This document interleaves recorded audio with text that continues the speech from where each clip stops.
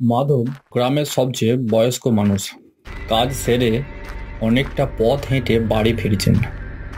আজ সন্ধ্যার আকাশ কালো মেঘে আচ্ছন্ন, আর হঠাৎ করে বাতাসটা ঠান্ডা হয়ে যায়। মাধব থমকে দাঁড়ায়, কারণ তার কানে একটা অদ্ভুত আওয়াজ আসে। মন্দিরের বটগাছের নিচে সে অস্বাভাবিক কিছু অনুভব করে। তার মনে অজানা এক ভয় ঢুকে যায়, যেন কোনো ছায়া তাকে অনুসরণ করছে। হে ভগবান, আমায় রক্ষা করো। এই গাছের অশুভ শক্তিটা আজ মনে হয় আবার সজাগ হয়েছে।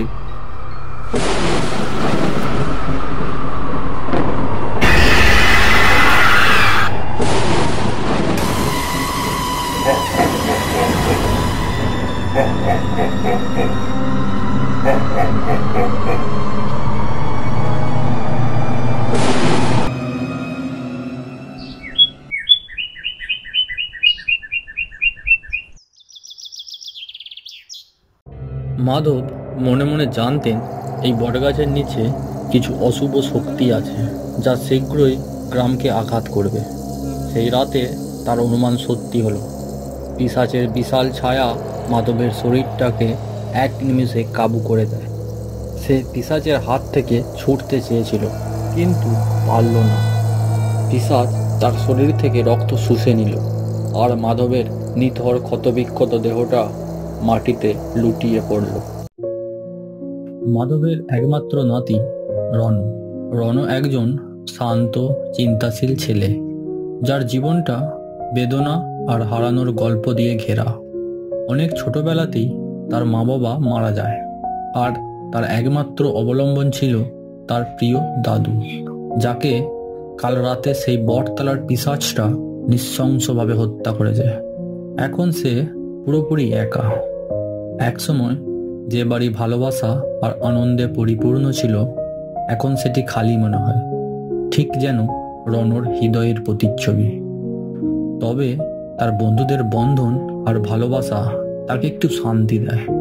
তার বন্ধুদের সে নিঃস্বার্থভাবে ভালোবাসে, এবং তাদের নিরাপত্তার জন্য সে তার জীবন পর্যন্ত দিতে পারে।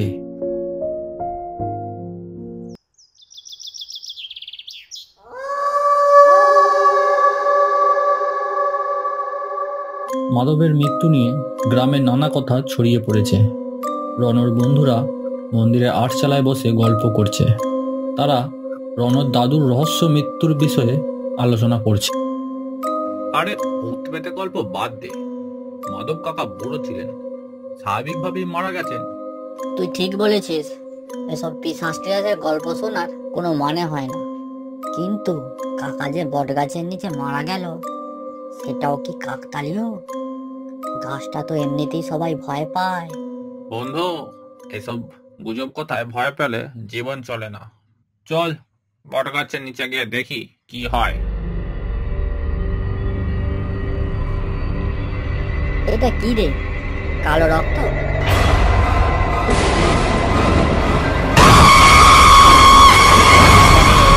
পালারে, বাঁচাও, বাঁচাও।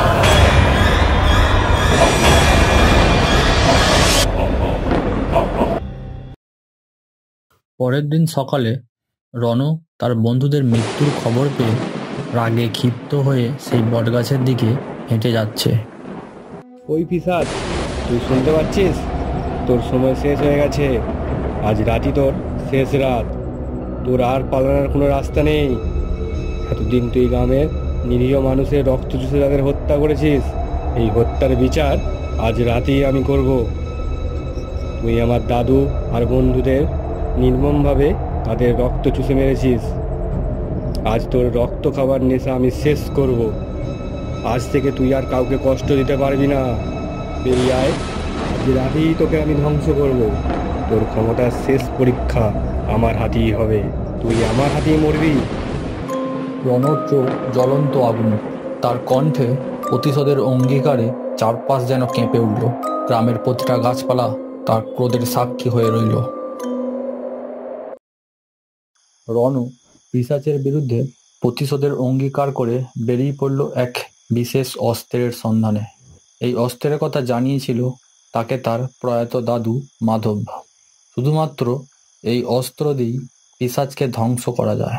রণ জানতো এই অস্ত্র পাওয়া সহজ নয়, কিন্তু তার প্রতিজ্ঞা তাকে প্রতিনিয়ত শক্তি জুগিয়ে চলেছে। রণ চলেছে জঙ্গলের এক পুরনো কালী মন্দিরে। রণ মন্দিরে পৌঁছে তার বুকের ভেতর অনুভব করলো এক অজানা প্রবল শক্তি।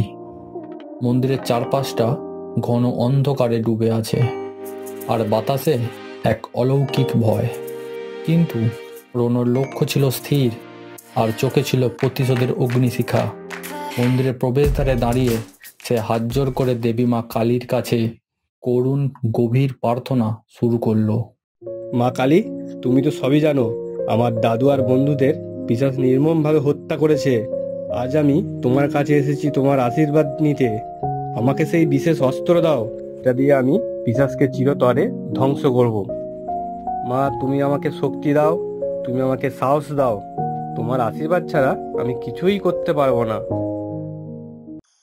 রণ মাটিতে মাথা নত করে মনের পূর্ণ ভক্তি দিয়ে দেবীর কাছে সাহায্য প্রার্থনা করল। মন্দিরের ভেতরে প্রদীপের আলো যেন মুহূর্তে জ্বলে উঠল, আর মায়ের মূর্তি থেকে এক আশ্চর্য কৌলিন্য ও শক্তির প্রবাহ যেন রণর দিকে ধাবিত হলো। রণর মনে হলো মা কালী যেন তার প্রার্থনা শুনেছে। ধীরে ধীরে মায়ের কৃপায় সেই অস্ত্রের ঝলকে ফুটে উঠল এক খড়গ, যা ছিল মহাশক্তিধর। রণ সেই মারণ অস্ত্র তুলে নিয়ে দেবীর কাছে প্রতিজ্ঞা করে বলল, মা, আজ আমি তোমার আশীর্বাদ নিয়ে পিশাচকে ধ্বংস করব। তোমার শক্তিতে ভর করে আমি তাকে ধ্বংস করব। রণ বটগাছের সামনে এসে দাঁড়ালো। চারপাশে অন্ধকার যেন আরো ঘন হয়ে উঠল। বাতাস ভারী এবং পরিবেশে এক ভয়ঙ্কর নীরবতা।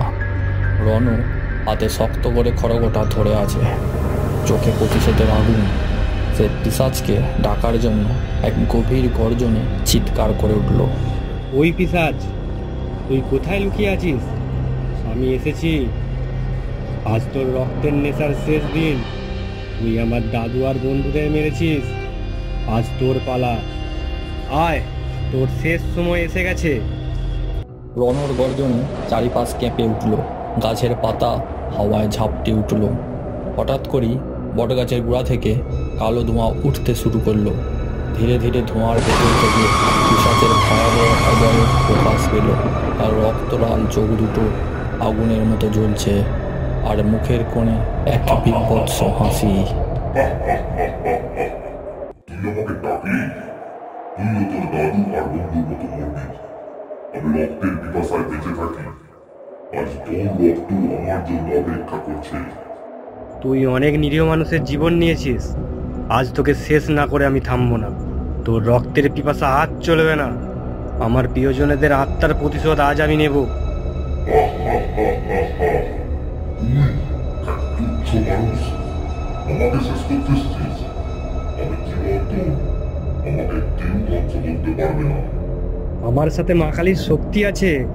তুই আমার সামনে আর টিকতে পারবি না। তুই আজই ধ্বংস হবি। পিশাচ আর রণের মধ্যে ভয়ঙ্কর লড়াই শুরু হলো। পিশাচ তার অশুভ শক্তি দিয়ে চারিপাশকে কাঁপিয়ে তুলল। বাতাসে যেন অশুভ শক্তিতে ভরে উঠল। পিশাচের হাত থেকে কালো ধোঁয়ার মতো মারণ শক্তি বেরিয়ে আসতে লাগলো, যা রণকে আক্রমণ করতে চাইছিল। কিন্তু রণ থামল না।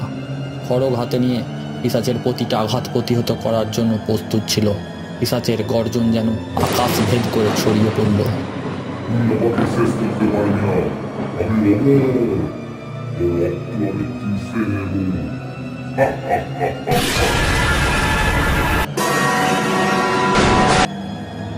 তুই আজই শেষ হবি। মা কালী আমার পাশে আছে।